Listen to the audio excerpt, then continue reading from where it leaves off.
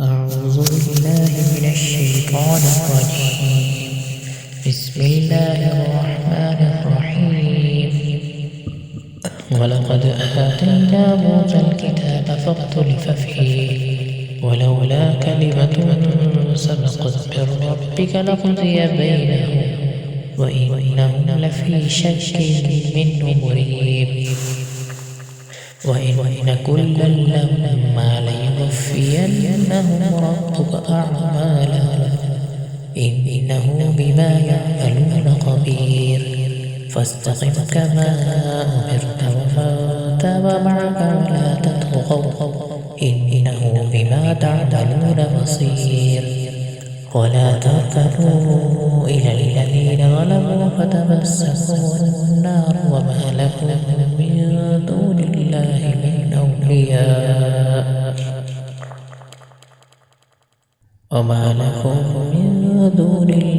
من أولياء ثم لا تنصرون. وأقم الصلاة طرفي النهار وزلفا من الليل إن الحسنات يذهبن السيئات ذلك ذكرى للذاكرين. واصبر فإن الله لا يضيع أجر المحسنين. فلولا كان من القرون من قبلكم أولو بقية ينهون عن الفساد في الأرض إلا قليلا ممن أنجينا منهم واتبع الذين ظلموا ما أترفوا فيه وكانوا مجرمين. وما كان ربك ليهلك القرى بظلم وأهلها مصلحون. ولو شاء ربك لجعل الناس أمة واحدة ولا يزالون مختلفين إلا من رحم ربك ولذلك خلقهم.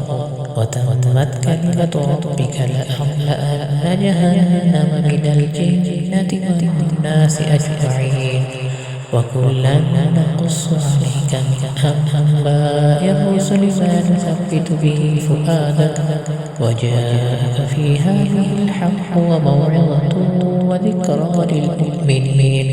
وقل للذين لا يؤمنون اعملوا على مكانتكم إنا عاملون وانتظروا إنا منتظرون.